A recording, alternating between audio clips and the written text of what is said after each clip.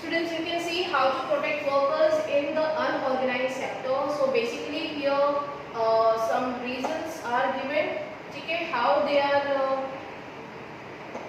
working in bad conditions and who are these people vulnerable, ठीक है, कौन से ऐसे ग्रुप हैं जो vulnerable हैं, ये दिया है इसमें. बट यह बेसिकली हाउ टू प्रोटेक्ट का कोई यहाँ पे सॉल्यूशन नहीं दिया, ठीक है, यहाँ पे इसका सॉल्यूशन नहीं दिया. So how to protect workers in the unorganised sector. Can you give some points if workers are harassed, ठीक है, अगर किसी का एक्सप्लॉइटेशन हो रहा है अनऑर्गेनाइज्ड सेक्टर में तो उसके लिए आपके पास क्या सॉल्यूशन है. कोई जनरल आंसर्स बता सकता है अपने वर्ड्स में, अपने आप बताइए. Yes Aditya, you are not visible. Pankaj Kumar Pal, भाई आपके.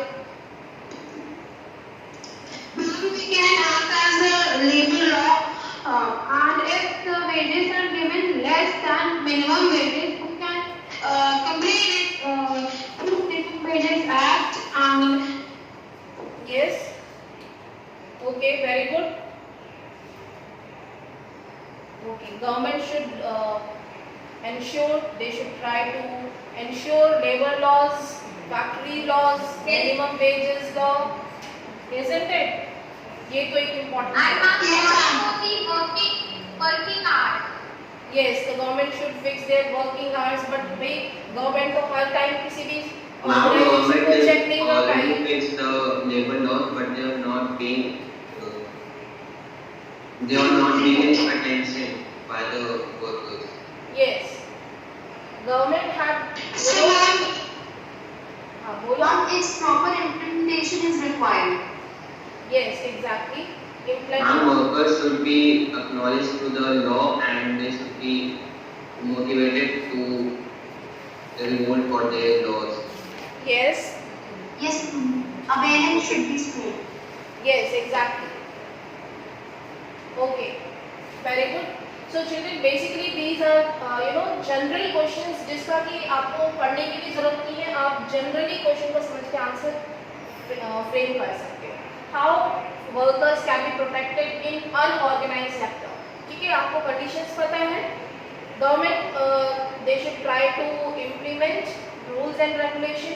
जो laws बनाए हैं, labor laws, जितने भी factory act, minimum wages act, जो भी act बनाए गए हैं उसका proper implementation, सिर्फ implementation ही नहीं, उसका supervision भी जरूरी है. Time to time government should check these organizations, okay, and then somehow we will try to we can say कि जो sectors not registered है, they are not organized, basically उनका registered होना जरूरी है, ठीक है, उनका लाइसेंस गवर्नमेंट से लेना जरूरी है ताकि वो एक लेबर लॉ के क्राइटेरिया में इंक्लूड किए जा सके. ठीक है, ऐसे ज़्यादा से ज़्यादा ऑर्गेनाइजेशन को गवर्नमेंट सेक्टर में यहाँ किसी थे कि गवर्नमेंट को रजिस्टर करना जरूरी है, ज़्यादा से ज़्यादा organisations. So that is preventive measure that these organizations should be supervised time to time, and we should try to include, or government should try to include right in registration. They should be given license, okay, ताकि वो labor laws को follow कर सके. Okay, तो यहाँ पे यही चीज भी है. Yes. Is there a platform to address the complaints of workers? Yes, obviously there is a certain department in court. ठीक है, एक आपने कोर्ट कचहरी का नाम सुना है ना, लेबर लॉ एक स्पेसिफिक एक लेबर लॉ है. ठीक है, हमने अभी लॉ एक पर्टिकुलर सब्जेक्ट है. स्टूडेंट्स आप लोग चाहें तो एक लीगल एक सब्जेक्ट है, 11th क्लास के बाद अगर किसी को इंटरेस्ट है तो वो पढ़ सकता है, बट बहुत ही टफ है.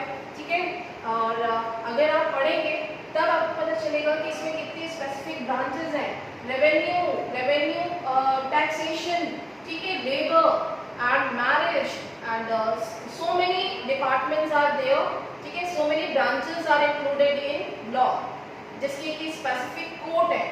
जो कि पर्टिकुलर सब्जेक्ट को लुक आफ्टर करते हैं, ठीक है। तो अगर यहाँ पे कोई लेबर से रिलेटेड या कोई एक्ट या वर्कर्स का कोई केस है जिसके साथ कोई हरासमेंट या कोई एक्सप्लॉयटेशन हुआ है, देन उसकी जो हियरिंग जो भी केस फाइल होगा it will be given in labour court में जाता है वो केस, ठीक है।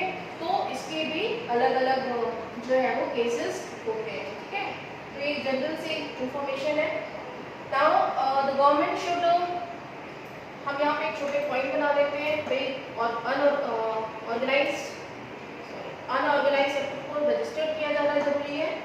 Unorganised companies factories should be registered with the government, यहाँ पे लिख लोगे। देन सेकेंड, सुपरविजन होना जरूरी है, supervision of these organisations, then implementation of rules and regulations properly, ठीक है, इम्प्लीमेंटेशन होना जरूरी है ऑफ लॉज प्रॉपर्ली। में आप अपने आंसर्स बना लो, ठीक है। एंड देन यहाँ पे क्या होना चाहिए भाई, फिक्स्ड आवर करें, फिक्स्ड आवर हो, फिक्स्ड सैलरी होनी चाहिए, फिक्स्ड अगर ओवर टाइम है तो उसका भी पेमेंट होना चाहिए, ठीक है। So these are very common point, ये सारी चीजें लिखोगे। एंड इसके अलावा सम एक्स्ट्रा पॉइंट में आप क्या लिखोगे स्टूडेंट्स, कि जो लोग फॉर एग्जांपल रूरल एरियाज में हैं और अनअवेयर हैं, these people should be educated, ठीक है। एजुकेटेड होना इनका बहुत ज़रूरी है, एजुकेटेड हो। स्किल्स डेवलपमेंट का प्रोग्राम्स गवर्नमेंट जो है वो स्टार्ट कर सकती है, कुछ ट्रेनिंग दे सकती है, कुछ mechanic, cycle repairing shop, motor bike repairing shop, ठीक है, मैकेनिक्स, इस तरीके के कुछ उनको प्रोग्राम दे सकती है जिससे कि वो सेल्फ डिपेंडेंट हो, ना कि जब उनको कभी हटा दिया जाए तो वो अनएम्प्लॉयड भी नहीं होंगे और कुछ काम वो कर सकते हैं, ठीक है। तो यहाँ पे एडल्ट एजुकेशन स्टार्ट कर सकती है गवर्नमेंट, जो गांव में जो लोग पढ़े लिखे नहीं हैं उनको स्किल या ट्रेनिंग प्रोग्राम दे सकती है जिससे कि वो खुद अपना सेल्फ डिपेंडेंट हो सके। कुछ small scale industry, small scale work, business, shopkeeping, कुछ भी वो कर सके एटलीस्ट, ठीक है। तो government should take initiative and they should provide some loan subsidise rate पे, ये हम ऑलरेडी पढ़ चुके हैं। थोड़े बहुत पॉइंट अपने आप ऐड कर सकते हैं इसमें, इतना क्लियर हो जाए सभी को।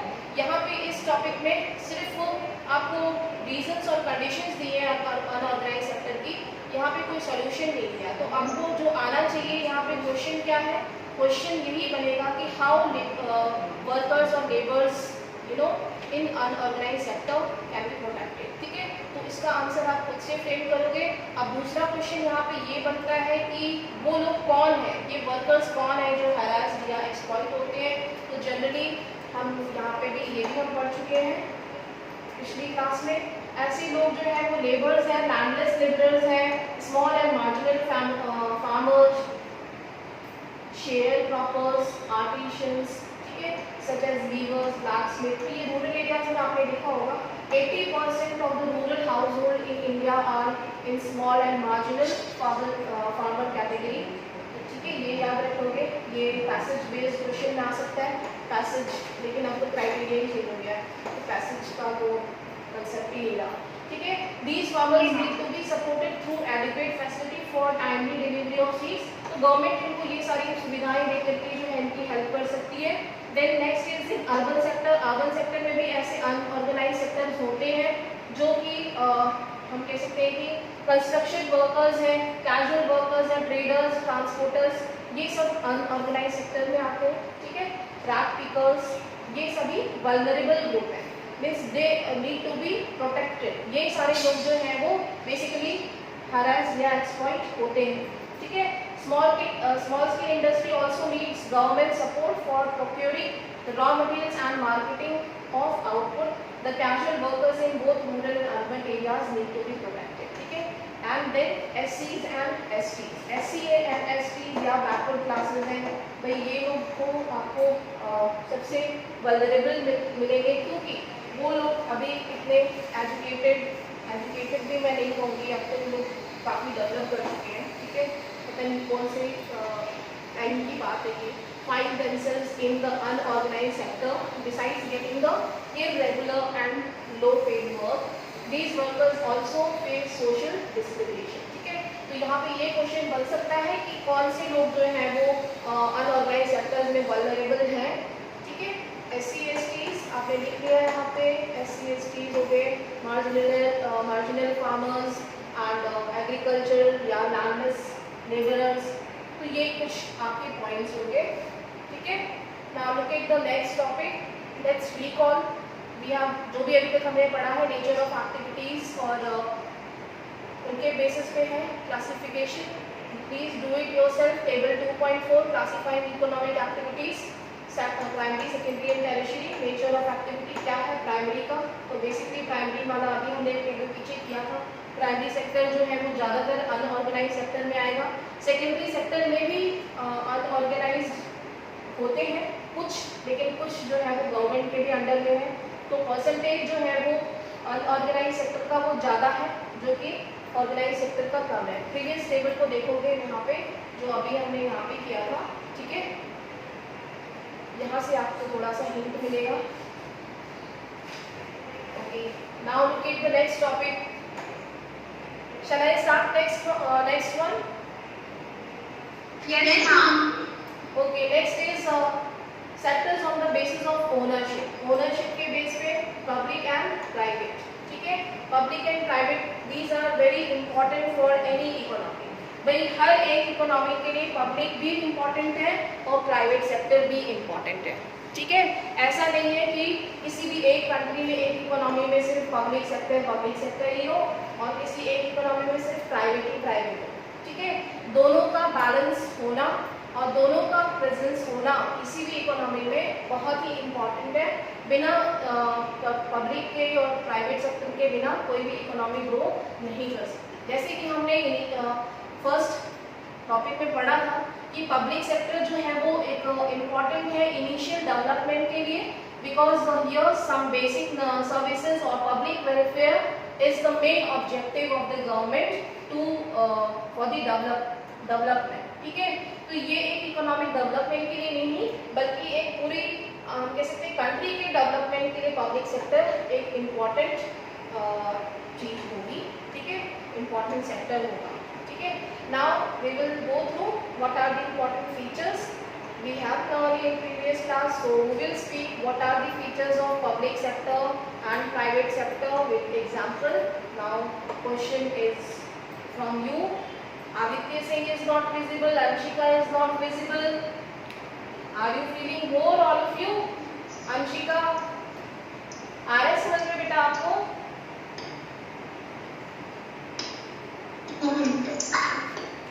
बेटा आपको समझ में आ रहा है? Yes, ma'am. समझ में आ रहा है. Okay. Children, open your cameras. All of you.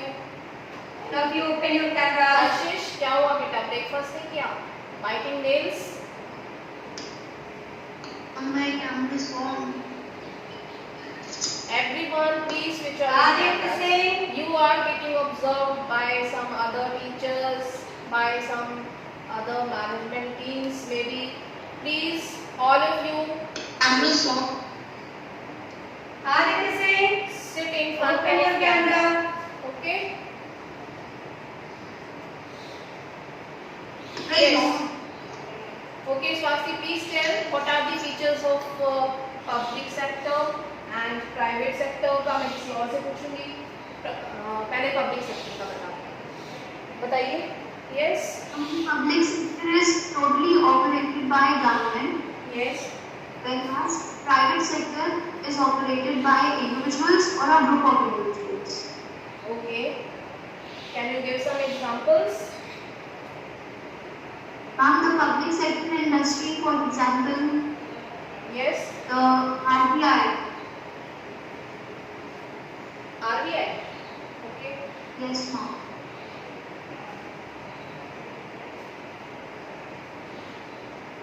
Can you see the screen? Yes, ma'am. Yes, ma'am.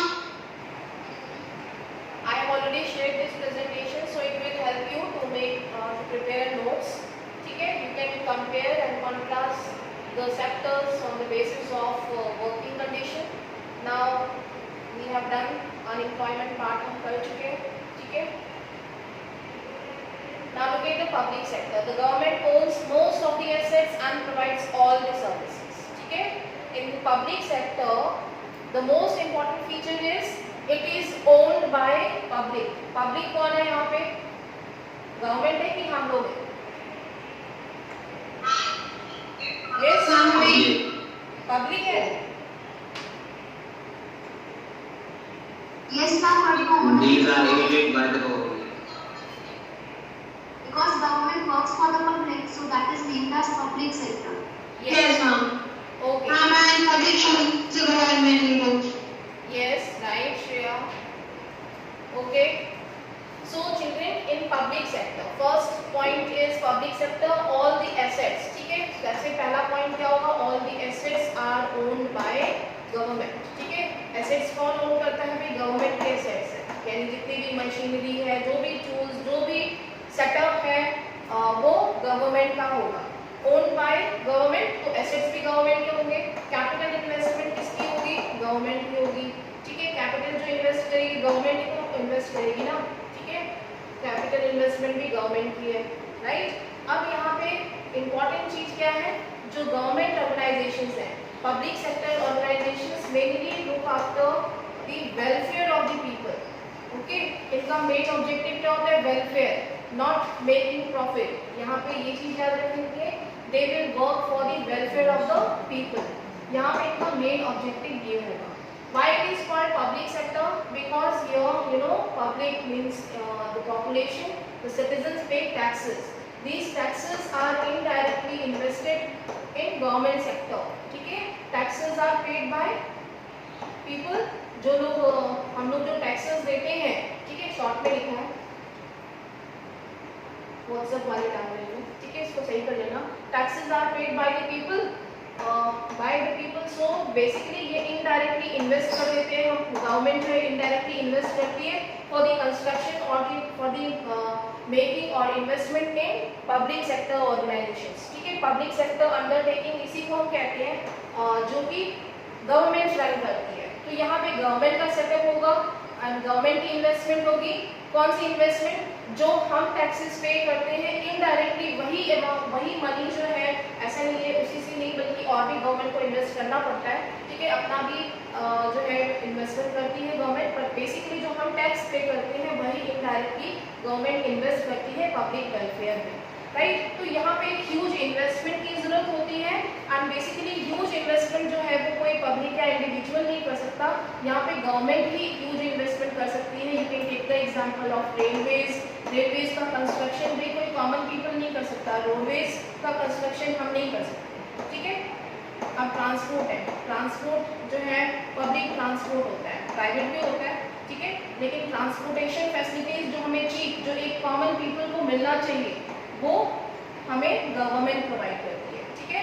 Roadways का कंस्ट्रक्शन गवर्नमेंट करती है, रेलवेज का कंस्ट्रक्शन भी गवर्नमेंट करती है, कोई कॉमन सिटीजन या कॉमन आम इंसान नहीं कर सकता, ठीक है? तो मेनली ये क्यों कर रही है government? To look after the needs और the welfare of the people. So the main objective of the public sector is to look after the needs and welfare of the people.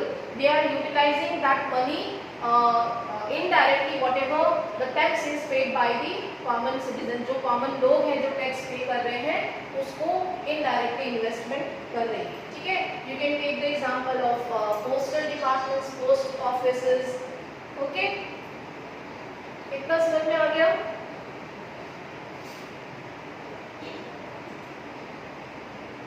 Yes, girls.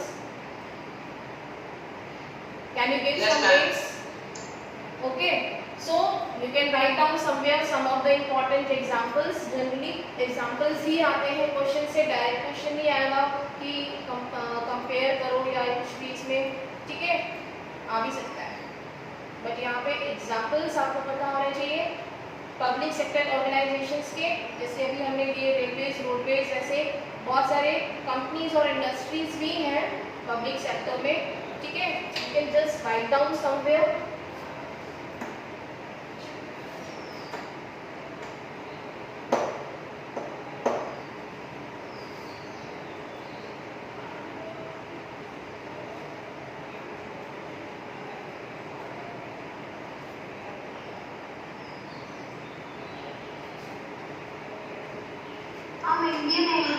also a public sector organization. Yes. Indian Airways, Air India. Obviously they are not in profit. ठीक है, ये तो हम सबको पता है. Air India और Indian airlines जो है ये सब हमेशा लॉस में ही चलते हैं. क्यों? क्योंकि उनको पब्लिक वेलफेयर देखता है.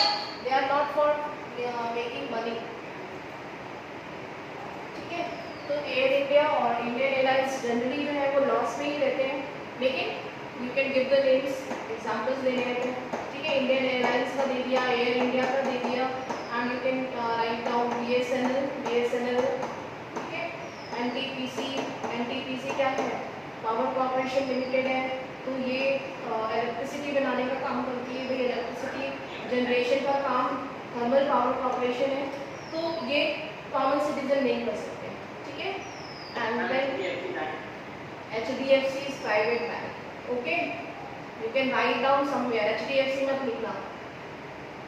And then you can write Hindustan Petroleum and Indian Oil. Right? You can just write down. ऐसे देखो पब्लिक सेक्टर के 5 नवरत्न है.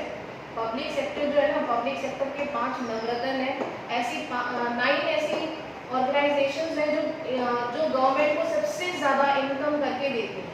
ठीक है, सबसे ज़्यादा पैसे कमा के देती है ये पब्लिक सेक्टर इंडस्ट्रीज, जिसको कि नवरत्न कहते हैं. ठीक है, ऐसे 9 ऐसे इंडस्ट्रीज हैं. तो आपको ये पता लगाना है कि कौन सी ऐसी नवरत्न हैं. मैं कल पूछूंगी. उसमें IOCL है, NTPC है और बाकी की और आप लोग पता करके आओगे. आए सुन में तन्मय द्विवेदी, समझ में आ रहा है? मोहम्मद अफजल. ठीक है, Ma'am, so these are known as navratna. ये नवरत्न नहीं है बेटा. पब्लिक सेक्टर ऑर्गेनाइजेशंस में, पब्लिक सेक्टर में यानी गवर्नमेंट की ऐसी 9 ऐसी बिग इंडस्ट्रीज, बिग फैक्ट्रीज है.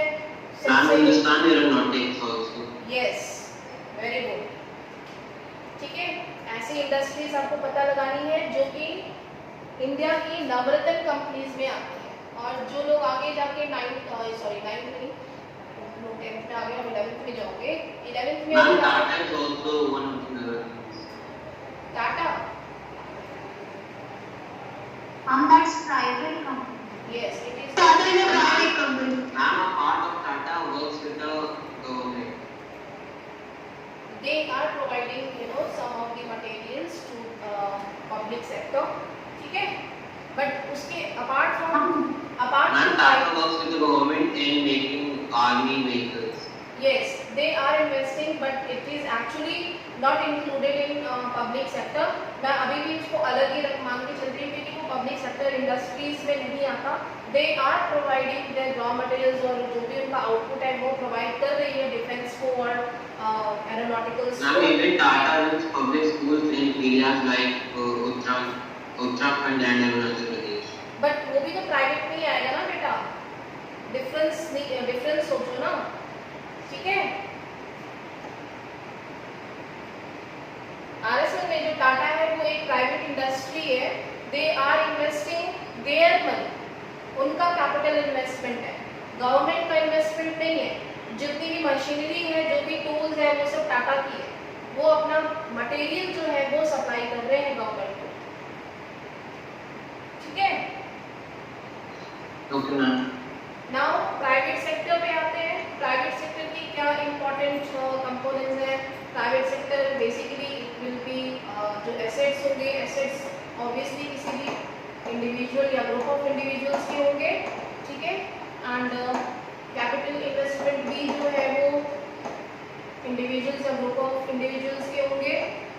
एंड बेसिकली जो पावर होगी, रनिंग पावर, ओनरशिप, वो मैनेजमेंट, वो भी ग्रुप ऑफ इंडिविजुअल का ही होगा. Examples, it is written here. Tata Iron and Steel Company Limited, Reliance Industry Limited, and then you can name further. You can give so many names. Private industries में तो बहुत ज़्यादा है. ठीक है, अब यहाँ पे मेजर डिफरेंस क्या है प्राइवेट और पब्लिक में स्टूडेंट्स? मेन डिफरेंस ये है कि public look after for the welfare and needs of the people.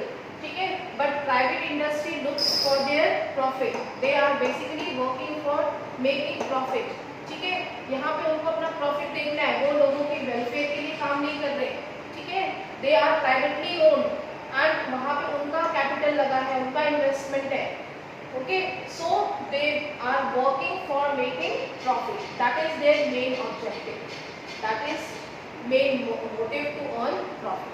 To get such services, we have to pay money to these individuals, company, okay, in comparison to public sector. You can see now Reliance Industry is also opening their petrol pumps, ठीक है, तो ये एक private है, but यहाँ पे हम compare करें तो यहाँ पे HP का या फिर HP का Hindustan petroleum, Indian oil, Indian Railways are selling their stations to companies like Adani and Tata and yes, exactly, ठीक है, तो रिलायंस के पेट्रोल पंप ये प्राइवेट ऑर्गेनाइजेशन है, ये प्राइवेट सेक्टर के अंडर में आता है, but at the same time Hindustan petroleum है, इंडियन ऑयल है, उनके पेट्रोल पंप्स, उनकी पेट्रोलियम कंपनीज जो है वो पब्लिक सेक्टर में आती है। सिमिलरली जो और कह सकते हैं, आप कह रहे हो कि रेलवे स्टेशन का प्राइवेटाइजेशन हो गया है, इलेक्ट्रिसिटी डिपार्टमेंट का प्राइवेटाइजेशन हो गया है ना, तो ये सारी जो चीजें हैं ये private Ma'am, but if the railways and electric power corporation limited will be privatized, then the government control over them would be decreased. Yes, वहाँ पे क्या हुआ है, the manpower and the investment has been reduced by the government, okay? Ma'am, if the government control decreases, the control of company over the main basic needs of India like transport will be increased, and that will lead to increase in payments. Okay. Okay. So basically, you are asking about that these industries are now privatized. Okay. Why? Please mute your mic. Ma'am, because it has been seen from the developed countries that when they privatize their companies, then only they succeeded in development. Yes, obviously. What we were learning. Ma'am, but then the government will lose control over them, na? Yes, but what we have learned, public sector का क्या important objective है? That they are working for the welfare of the people, welfare of the citizen. Okay, that is the And main ma'am, objective. transport But are basic needs which are to be public services. yes, obviously that basic needs should be provided by the government. But what if government is in loss? Okay. What if government is in loss? अब उनको electricity जो है वो electricity department में जितने भी workers हैं, जितने भी एम्प्लॉयज हैं, they are getting good salary, okay, they are earning handsome salary and all the privileges, but you know government is not getting enough revenue from this department, not they are getting, you know, the people are not paying electricity bills, so government is in loss, they are not getting revenue from the electricity department, okay. Similarly with railways also, so some of the part has been you know given to the private organization by the government to look after or to make some profit, because यहाँ पे क्या होगा भाई, जो public sector में जो employees थे उनको ज़्यादा सैलरी मिल रही थी, बेनिफिट्स मिल रहे थे, जबकि प्राइवेट सेक्टर को देने पे ये कट ऑफ हो गया, ये कॉस्ट कटिंग हो गई, ठीक है। यहाँ पे गवर्नमेंट ने क्या कर दिया, कॉस्ट कटिंग हो गई, अब कम सैलरी पे भी लोग जो है वो हायर करेंगे और उससे अच्छा काम करके देंगे, ठीक है। Private sector are doing good. अब आप रेलवेज प्लेटफॉर्म्स और स्टेशंस को देखो, ठीक है, इलेक्ट्रिसिटी डिपार्टमेंट को देखो।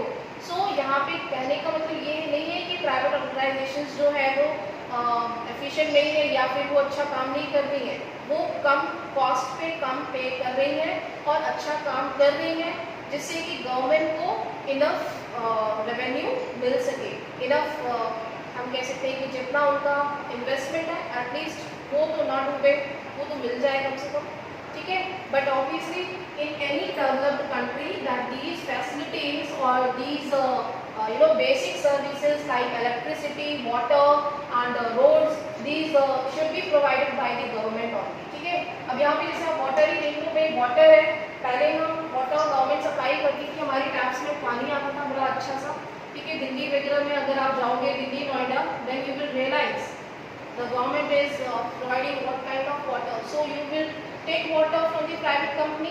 अब आपको एक बिस्लरी का बॉटल अगर आपको 20 रुपए का है अगर, तो आप 25 रुपए भी दे के खरीद लोगे, है ना? क्यों? क्योंकि वो प्राइवेट कंपनी आपको अच्छा पानी दे रही है। आया समझ में? Okay, Arpit? Yes, ma'am. Yes, ma'am. Okay, so that is why government is making privatization कोई willingly नहीं है, just for the development of the country, ठीक है, डेवलपमेंट करने के लिए और इन सर्विसेज की क्वालिटी को इन्हांस करने के लिए गवर्नमेंट जो है वो प्राइवेट कंपनीज को आउटसोर्स कर रही है और उससे कॉस्ट कटिंग भी हो रही है, ठीक है, उससे कॉस्ट कटिंग हो रही है, यानी गवर्नमेंट को कम लॉस हो। Okay, some of the banks are also privatized. Recently we have seen last year electricity department was went on strike because they were privatized. Okay, RS Manjay? Yes, ma'am. Electricity was cut for almost 2 days. Yes, it was almost for, I think in our area it was 2 days when continuously there was no electricity. हमारा phone discharge हो गया था, we were unable to take online classes, ठीक है, तो इसीलिए मुझे याद है roads, bridges, railways, harbors generating electricity, providing irrigation through dams, etc. This is government how undertake such heavy spending and ensure that these facilities are available for everyone, ठीक है। तो बेसिक सर्विसेज जो है इलेक्ट्रिसिटी और irrigation, bridges, roads, ये वाली जो facilities है ना, ये गवर्नमेंट के पास ही रहती हैं, इसको कॉमन पीपल को नहीं दिया जा सकता क्योंकि वो उसको मैनेज नहीं कर सकते और इसमें इन्वेस्ट भी नहीं करेंगे, ठीक है। उनका तो मेन जो लोग हैं, लोगों के पास अपने खुद के इतने रिस्पॉन्सिबिलिटीज है, मेरी रोड कौन बनाएगा, है ना? Ma'am, बोलिए। companies which are sold by